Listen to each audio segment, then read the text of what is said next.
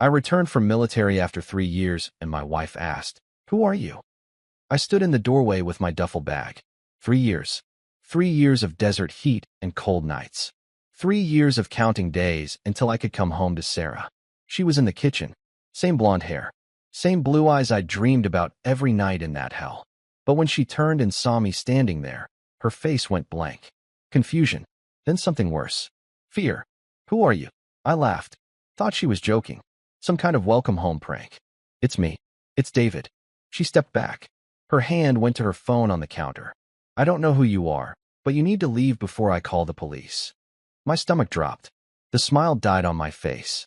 "Sarah, it's me. Your husband." She stared at me like I was a stranger. Like I was dangerous. Like I was nothing. "My husband is dead." The words hit me like a bullet. "What?" "David died 2 years ago. I got the letter. I buried him. Now get out of my house before I call 911. I looked past her into the living room. Something was wrong. Everything was wrong. New furniture. Different curtains. Photos on the wall I didn't recognize.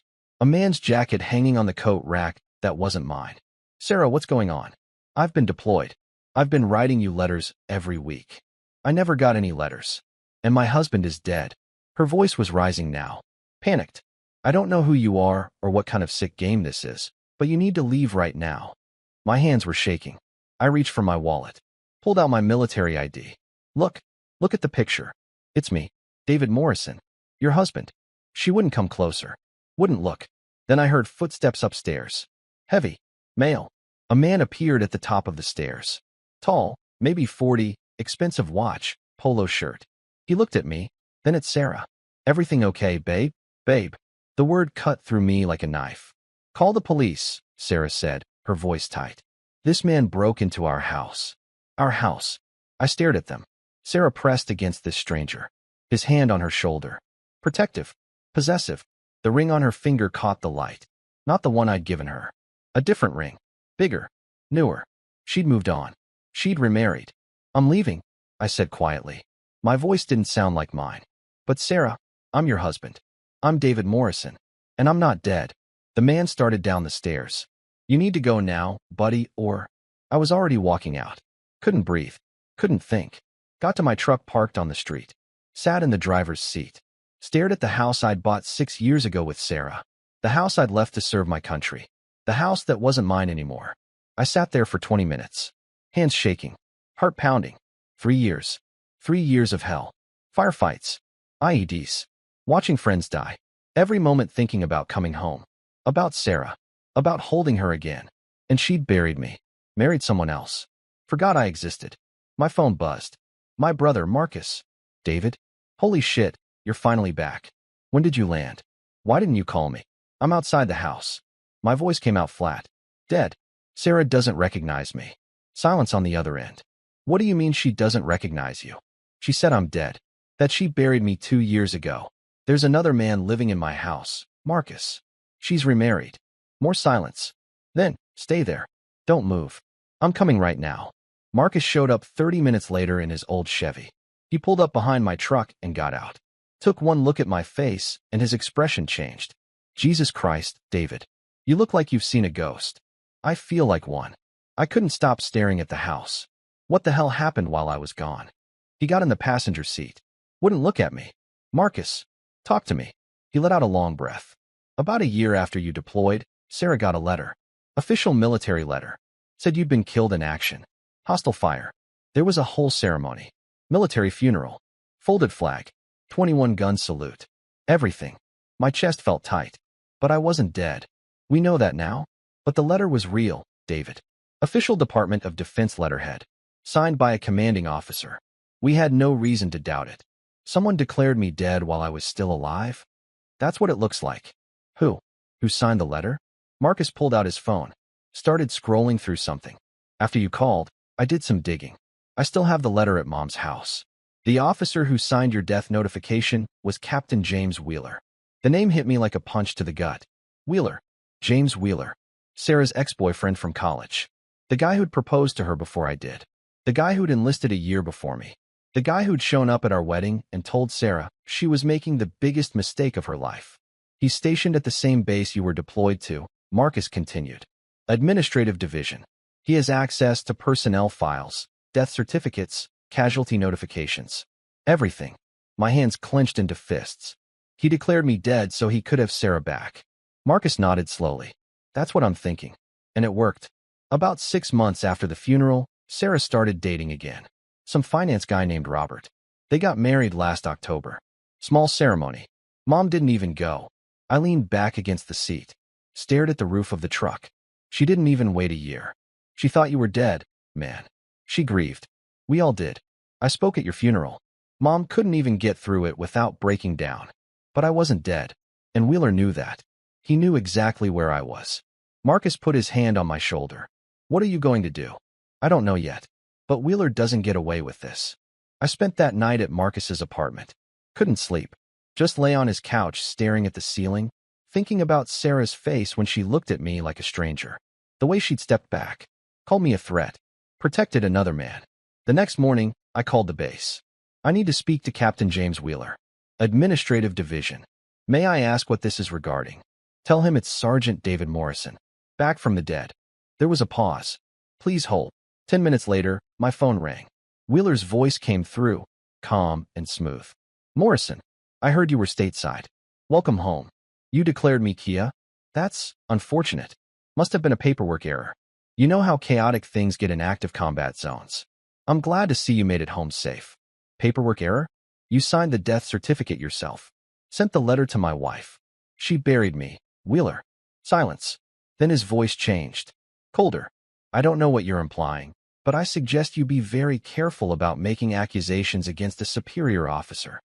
I'm implying you wanted my wife. So you made me disappear. He laughed. Actually laughed. That's a serious accusation, Morrison. And you don't have a shred of proof. Sarah moved on because she thought you were dead. That's not my fault. You made her think I was dead. Prove it. I will. I hung up. Marcus's friend Jake worked at the VA office downtown. Got me access to my personnel file the next day. Everything was there. My deployment records. My service history. Commendations. And buried deep in the file was the death certificate Wheeler had filed. Killed in action. Hostile fire. Body recovered. Except my body was never recovered because I wasn't dead. But there was something else. Something that made my blood run cold. An amendment to the file. Dated 2 weeks ago, right before I was scheduled to return stateside. Someone had tried to delete the death certificate from the system. Tried to erase the evidence. But military systems keep backups of everything. Every change leaves a digital trail. I printed it all. The original death certificate. The deletion attempt. Wheeler's digital signature on both documents. Then I called a military lawyer. Jake recommended someone, Captain Lisa Chun. She specialized in fraud cases and had a reputation for being ruthless. We met at a coffee shop near the base. Chun was maybe 35, sharp eyes, no-nonsense expression. She reviewed the documents I'd brought without saying a word for 10 minutes. Finally, she looked up. This is fraud. Falsifying military records. Fraudulent death notification. If we can prove intent, Wheeler's looking at prison time. Dishonorable discharge at minimum. Can you prove intent? Did Wheeler know your wife before this? They dated in college for 2 years. He proposed. She said no. Met me a year later. He was at our wedding. Told her she was making a mistake marrying me. Chin smiled. Not a friendly smile. A predator's smile. Then yes, we can prove intent. Intent plus opportunity plus motive. Wheeler had all three. That's a case. How long? Give me 3 weeks. I'll need to pull records, interview witnesses, build the timeline. But Morrison? We're going to bury him. The investigation took 3 weeks exactly. During that time, I stayed away from Sarah. Let her believe I was some crazy imposter. Let Wheeler think he'd gotten away with it. But Chun was building a case like a fortress. She found emails between Wheeler and Sarah, sent during my deployment. Nothing romantic, just Wheeler checking in, offering support, being a shoulder to cry on. I know David would want someone looking after you. She found Wheeler's base access logs. He'd pulled my personnel file 17 times in the year before he filed the death certificate. No legitimate reason. Just looking, monitoring, waiting. She found the deletion attempt traced directly back to Wheeler's account. He'd tried to cover his tracks 2 weeks before my scheduled return. And then she found the smoking gun. A text message Wheeler sent to a friend 3 days after filing my death certificate. Problem solved. Morrison's out of the picture for good. Time to make my move. Chin called me on a Tuesday afternoon. We have him. I'm filing charges with JAG today. Military tribunal in 2 weeks. Morrison, we're going to destroy him. The hearing was held in a conference room at the base. Military tribunal. 3 officers on the panel, closed to the public but open to witnesses and family. Sarah was there, sitting in the back row with Robert. She still wouldn't look at me, just stared at her hands. Wheeler sat at the defendant's table in his dress uniform, confident, smiling, like this was all just a formality. Chin stood up, navy suit, hair pulled back, all business. The United States Army charges Captain James Wheeler with fraud, falsification of military records, and conduct unbecoming an officer. The evidence will show that Captain Wheeler deliberately and maliciously declared a living soldier killed in action for personal gain. Wheeler's lawyer stood up. Some captain I didn't recognize. The defense will show this was an honest mistake made during the chaos of war. Nothing more. Chin started with the timeline. My deployment. Wheeler's assignment to the same base. The death certificate filed while I was on active patrol, very much alive. Then she brought out the emails. Captain Wheeler maintained regular contact with Mrs. Morrison during her husband's deployment. He positioned himself as a family friend, a support system, someone she could trust. She pulled up the emails on a screen. I'm here if you need anything, Sarah. I know how hard this is. David would want you to be happy. Don't forget that. You deserve someone who's actually present in your life. The room was silent. Then Chin showed Wheeler's access logs. Captain Wheeler accessed Sergeant Morrison's personnel file 17 times over 11 months. There was no operational reason for this access. He was monitoring Morrison's status, waiting for an opportunity. Wheeler's lawyer objected. Speculation. It's not speculation when we have this. Chin pulled up the text message on the screen. Big. Clear. Impossible to deny. Problem solved. Morrison's out of the picture for good. Time to make my move. The room went dead silent. Sarah gasped. Actually gasped. I heard it from 3 rows back. Wheeler's face went red. That was taken out of context. What context? Chin turned to face him. What possible context makes this acceptable? You declared a living soldier dead. You sent his wife a death notification. You attended his funeral. And 3 days later, you texted a friend saying the problem was solved. She turned back to the panel. This wasn't a mistake. This was calculated. This was malicious. Captain Wheeler saw an opportunity to eliminate a romantic rival, and he took it. He used his position, his access, and his authority to commit fraud, to destroy a marriage, to steal another man's life. Wheeler stood up. That's not what happened. I thought he was dead. The reports said. What reports? Chin's voice was sharp. Show me the reports that said Sergeant Morrison was Kia. Show me the body recovery documentation. Show me anything that supports your claim. Wheeler sat back down. His lawyer whispered something to him. Chin wasn't done. And when Sergeant Morrison was scheduled to return home, Captain Wheeler attempted to delete the death certificate from the system, to erase the evidence of his crime. But he failed, because the military keeps records of everything. She pulled up the deletion attempt. Wheeler's login. Wheeler's timestamp. Wheeler's digital signature. Captain Wheeler didn't make a mistake. He committed a crime. A deliberate, premeditated crime. And he needs to be held accountable. The panel deliberated for 53 minutes. When they returned, the lead officer stood. Silver hair. Hard eyes. The kind of man who'd seen everything. Captain James Wheeler. This panel has reviewed the evidence presented. We find the evidence compelling and credible. Wheeler's face went pale.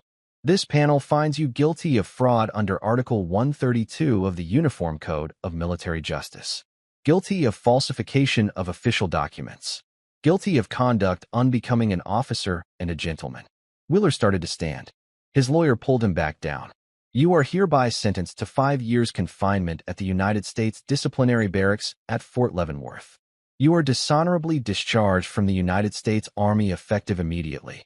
All rank, pay, and benefits are forfeited. You will pay restitution to Sergeant Morrison in the amount of $50,000 for emotional and financial damages. Wheeler shot up from his chair. This is bullshit. You can't.